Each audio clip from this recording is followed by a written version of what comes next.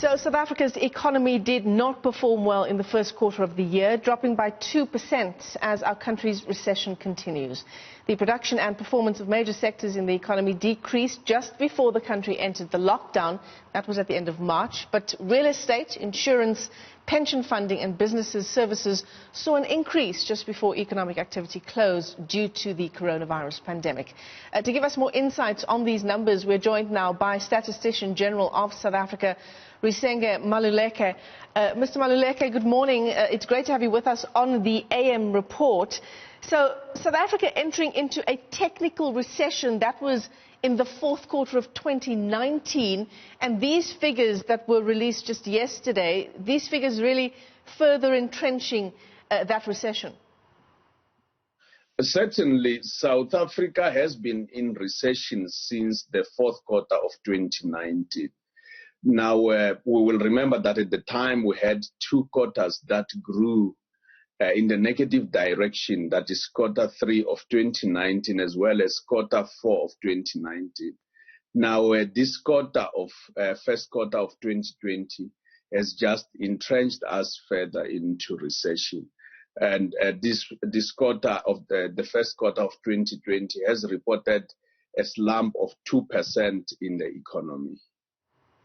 So, in terms of the largest negative contributors to these numbers, I'm looking at mining and manufacturing. It doesn't come as a big surprise that those were the largest negative contributors. Well, the fact is, if you look at both mining, that returned a 25.1 decrease or slump, as well as a contraction of about 8.5 from the side of manufacturing. And both of them, with mining contributing negative 1.7% to the GDP or to the number that we returned in the quarter, as well as manufacturing contributing negative 1.1. Both of them are dependent on a lot of supply from outside South Africa. And we'll remember, while our lockdown in South Africa started on the 27th of March, that is stage 5 lockdown. Now, we should remember that other countries who are our trading partners had already started instituting their restrictions on travel much earlier. Countries like China, countries like many countries in Europe. And in this regards, when you look at manufacturing, the whole area of petroleum, the whole area of motor vehicles or automotive sector, and of course, if you look at mining, heavy machinery, we're not able to arrive on our shores. And in this regard, the effects of COVID-19 started kicking in those sectors. But other than that, there's a third sector after these two sectors that showed a negative growth is utilities, that is electricity, water, and gas.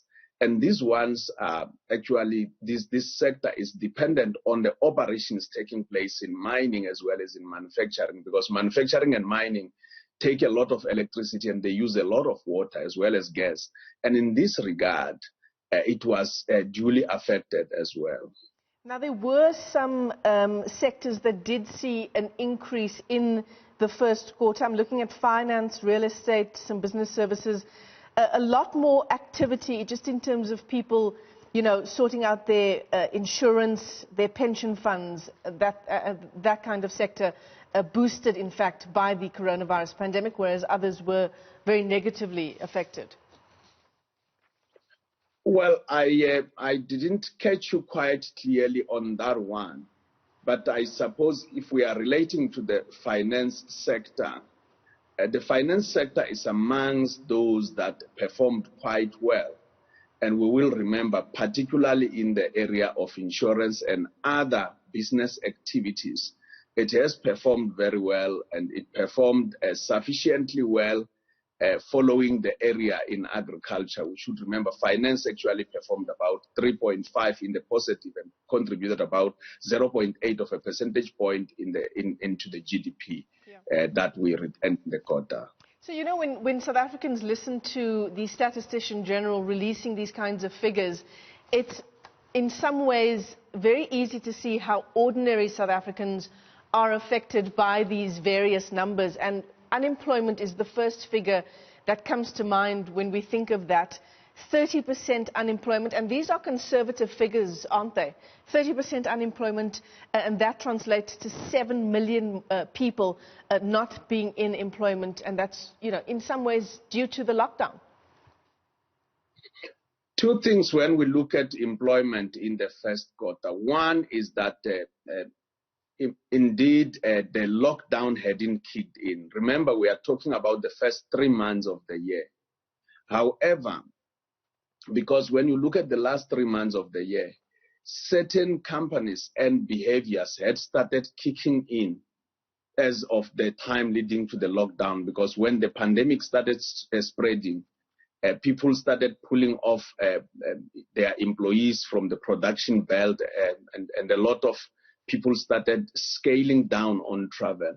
It is no surprise that if you look at the losses of jobs in employment, and we are talking about 7.1 million, which represent 30.1%, but that's the number of your official unemployment rate. When you look further into your expanded unemployment rate, we have the 7.1 million people plus 2.9 million plus another 800,000 who didn't look for employment but would have taken up employment. And the 2.9 million that we are talking about here are your discouraged work seekers. That comes to 10.8 million, and that 10.8 million translates into the expanded unemployment rate of 39.7%. But back to the issues. While finance did perform well from the side of the economy this time, in terms of job losses, it has actually incurred the highest job losses, as in 50,000 jobs. And it's the same with agriculture. Agriculture performed very well, but it lost jobs in the first quarter, about 21,000 jobs. And this shows you that there are lags in the economy. So there is a lag in terms of certain economic things, not phenomenon happening, that by the time jobs are lost coming out of the fourth quarter of 2019, in the first quarter, then you see an improvement in those sectors. And these things do happen when there are delays in the form of such lags. So before we let you go, these are the figures, this 2% drop in the first quarter of the year, these are the figures before the lockdown was implemented. When do we hear from the Statistician-General on the post-lockdown figures? Well, the first thing is, during the lockdown, we have been making figures available largely from our convenience samples. And in this regard, we have indicated that about 89%, about 90% of the businesses almost are saying that if the lockdown environment sustains, they were not able to achieve their regular turnover. That is, only 10% of the businesses could be able to do so. And about 55% of businesses indicated that if the lockdown environment continues, they will not be able to survive between 1 and 3 months. This is what we were doing in the interim. Yeah. But we will be coming back, as we know that the second quarter concluded yesterday. So on the side of the employment, we are still doing mop-ups on our collections. And of course, on the side of the economy, we will be coming back in about 4 to 6 weeks to report to the nation to say this is how the GDP has behaved. But certainly we have to come back to the nation, as we do at all times. I mean, given what you've just said, that 10% of businesses were able to remain open during the lockdown period, are you predicting a bloodbath when we do hear from you again in 4 to 6 weeks?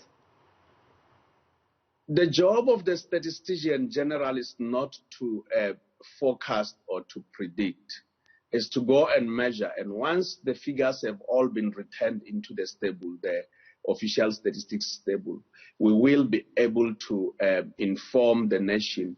But let me also indicate that 90% didn't necessarily say that they stayed closed. They were indicating that even when they worked from home, they were not able to meet their threshold, their turnover threshold. So they might have been operating, but their threshold of turnover was not actually as met as usual. So let's see when we come back. We have gone to measure, and we'll come back and we'll inform the nation. 4 to 6 weeks. That's when we'll hear from the Statistician-General Risenga Maluleke once again. Thanks very much for your time on the AM Report this morning.